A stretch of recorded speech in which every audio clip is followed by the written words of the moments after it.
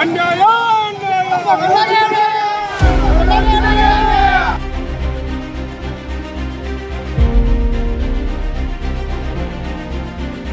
Hi hello ವೀಕ್ಷಕರೇ, ನೀವು ನೋಡ್ತಾ ಇದ್ದೀರಾ ಖಡಕ್ ಕನ್ನಡ ನ್ಯೂಸ್.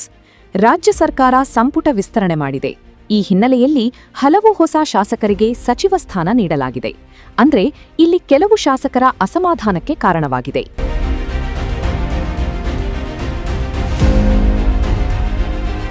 ಹೌದು ವೀಕ್ಷಕರೇ, ರಾಮದುರ್ಗ ಶಾಸಕ ಅಶೋಕ್ ಮಹಾದೇವಪ್ಪ ಪಟ್ಟಣ ಅವರಿಗೆ ಸಚಿವ ಸ್ಥಾನ ತಪ್ಪಿದ ಹಿನ್ನೆಲೆಯಲ್ಲಿ ಕಾರ್ಯಕರ್ತರ ಆಕ್ರೋಶಕ್ಕೆ ಕಾರಣವಾಗಿದೆ.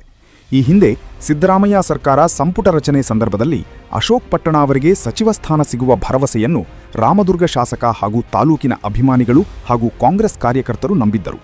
ಆಗ ಶಾಸಕ ಅಶೋಕ್ ಮಹಾದೇವಪ್ಪ ಪಟ್ಟಣ ಅವರಿಗೆ ಮುಂದಿನ ಸಚಿವ ಸಂಪುಟ ವಿಸ್ತರಣೆಯಲ್ಲಿ ಸಚಿವ ಸ್ಥಾನ ನೀಡುವ ಭರವಸೆ ಹೈಕಮಾಂಡ್ ತಿಳಿಸಿತ್ತು.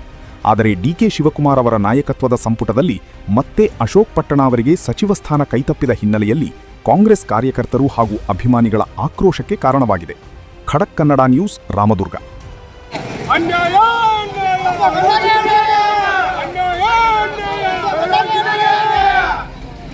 ನಾವೆಲ್ಲರೂ ಕಾಂಗ್ರೆಸ್ ಪಕ್ಷದ ಕಾರ್ಯಕರ್ತರು ಇಲ್ಲಿ ಸೇರಿದ್ದ ಉದ್ದೇಶ ಏನಪ್ಪಾ ಅಂತಂದ್ರೆ, ಇವತ್ತಿನ ದಿವಸ ಸನ್ಮಾನ್ಯ ಮುಖ್ಯಮಂತ್ರಿಗಳಾದಂಥ ಶ್ರೀಯುತ ಡಿಕೆ ಶಿವಕುಮಾರ್ ಅವರ 2ನೇ ಸಚಿವ ಸಂಪುಟದ ವಿಸ್ತರಣೆಯಲ್ಲಿ ನಮ್ಮ ರಾಮದುರ್ಗ ತಾಲೂಕಿನ ಶಾಸಕರಾಗಿರ್ತಕ್ಕಂಥ ಹಿರಿಯ ಶಾಸಕರು, ಬೆಳಗಾವಿ ಜಿಲ್ಲೆಯಲ್ಲಿ ಹಿರಿಯ ಶಾಸಕರು ಸನ್ಮಾನ್ಯ ಶ್ರೀ ಅಶೋಕಣ್ಣ ಪಟ್ಟಣ ಅವರಿಗೆ ನಾವು ಸಚಿವ ಸ್ಥಾನ ಸಿಗ್ತಂತ ತಿಳ್ಕೊಂಡು ನಾವು ರಾಮದುರ್ಗ ತಾಲೂಕಿನ ಜನರಿಗೆ ಭಾಳ ಆಶಾಭಾವನೆ ಇತ್ತು. ಆದ್ರೆ ಕಾಣದ ಕೈಗಳಿಂದ ಇವತ್ತು ನಮ್ಮ ಅಶೋಕಣ್ಣ ಪಟ್ಟಣ ಅವ್ರಿಗೆ ಸಚಿವ ಸ್ಥಾನ ತಪ್ಪೈತಿ.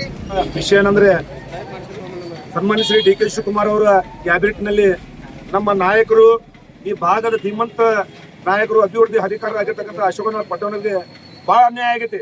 ಯಾಕಂದ್ರೆ ಸ್ವಾತಂತ್ರ್ಯ ಸಿಕ್ಕಾಗಿಂದ ನಮ್ಮ ಭಾಗಕ್ಕೆ ಕೊಟ್ಟಿರುವಂಥ ಏಕೈಕ ಸಚಿವ ಸ್ಥಾನ ಅಂದ್ರೆ ಆರ್ ಎಸ್ ಪಾಟೀಲ್ ಅವರಿಗೆ 1984ರಲ್ಲಿ ಸುಮಾರು 42 ವರ್ಷ ಆಯಿತು ನಮ್ಮ ತಾಲೂಕಿಗೆ ಸಚಿವ ಸ್ಥಾನ ಸಿಗಲಿಲ್ಲ.